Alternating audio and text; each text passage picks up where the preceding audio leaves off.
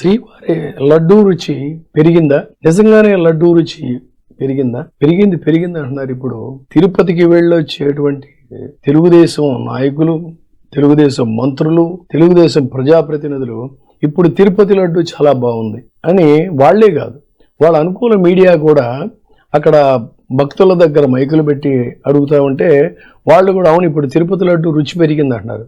ఇప్పుడు తిరుపతి లడ్డు రుచి ఎందుకు పెరిగింది అంటే పోటులో లడ్డూ తయారు చేసేటటువంటి సిబ్బందిని మార్చారా, లేదు ఆ లడ్డూ ప్రొసీజర్ ఏమన్నా, తయారీ ప్రొసీజర్ ఏమన్నా మార్చారా? కాదన్నట్లయితే అందులో ఇంగ్రీడియంట్స్ ఏమైనా మార్చారా?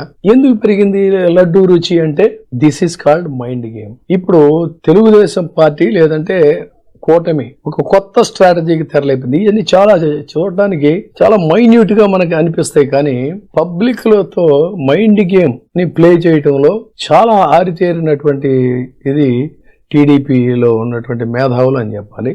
వాళ్ళు ఇప్పుడు కొత్తగా తీసుకునే ఎజెండా ఏంటంటే లడ్డూ రుచి మారింది, లడ్డూ రుచి మారింది, లడ్డూ రుచి మారిందని మోతెత్తిస్తూ ఉంటే అప్పుడు తర్వాత మళ్ళీ తెర మీదకి ఏమొస్తుందంటే నిజం ఇప్పుడు లడ్డూ రుచి మారింది, గతంలో లడ్డూ రుచి ఇలా లేదు కాబట్టి ఖచ్చితంగా అప్పుడు కల్తీ జరిగే ఉంటుంది అనే దాన్ని మళ్ళీ తిరిగి ఆ ప్రచారానికి ఒక తాము ఏదైతే ఆరోపించారో ఆ ఆరోపణకి బలం చేకూర్చే దీంట్లో ఇది సెకండ్ ఇన్నింగ్స్ ప్రచారంగా దీన్ని తీసుకోవాలి.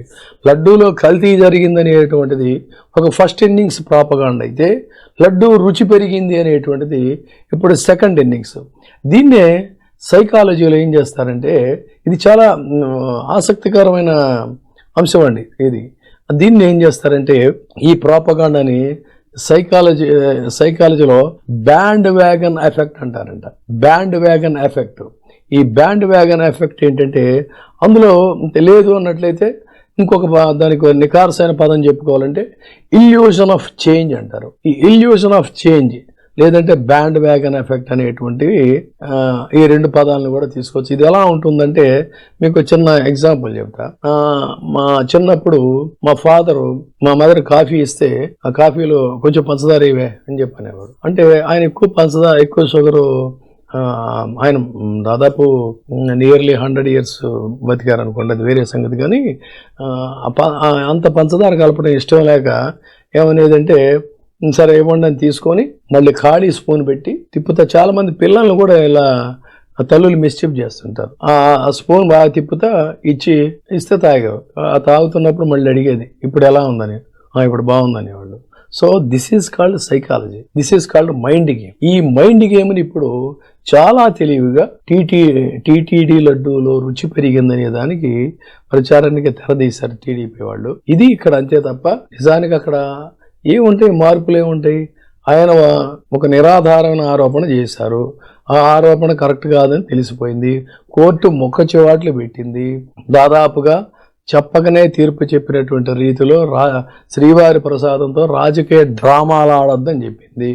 అన్నా కూడా మళ్ళీ తిరిగి నిస్సిగ్గుగా ఇప్పుడు శ్రీవారి లడ్డూ రుచి పెరిగిందని ఇంకొక డైమెన్షన్లో సరికొత్త రాజకీయ డ్రామాకి తెరలేపారు. అందుకని ఇది లేని వాళ్ళకి ఎవరెన్ని చివాట్లు పెడితే ఏముంది, నవ్విపోదురుగాక నాకేటి సిగ్గు అన్నట్టుగా ఉంది వీళ్ళ వ్యవహారం తప్ప శ్రీవారి లడ్డూ రుచి ఎప్పటికీ కూడా ఆ రుచి మహాద్భుతం, అందులో ఏం తేడా లేదు, దాన్ని ఎవరు మార్చేటువంటి ఇదేం లేదు. దాని ఫార్ములా స్టాండర్డ్ ఫార్ములా, దానికి ఒక రిజిస్టర్డ్ స్టాండర్డ్ ఫార్ములా, ఒక పేటెంట్ రైట్స్ కింద రిజిస్టర్ అయినటువంటి ఫార్ములా. దాన్ని తయారు చేసేటువంటి వారు కూడా అత్యంత భక్తి శ్రద్ధలతో వాళ్ళు దాన్ని తయారు చేస్తారు. అంతే తప్ప అందులో రుచి పెరగటం తరగటం ఏమి ఉండదు.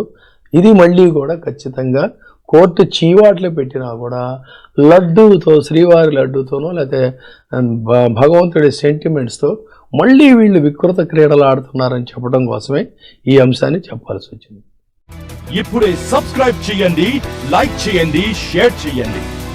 WEITV ప్రైమ్, నీ ఉత్తమాభిరుచుల సమ్మేళనం.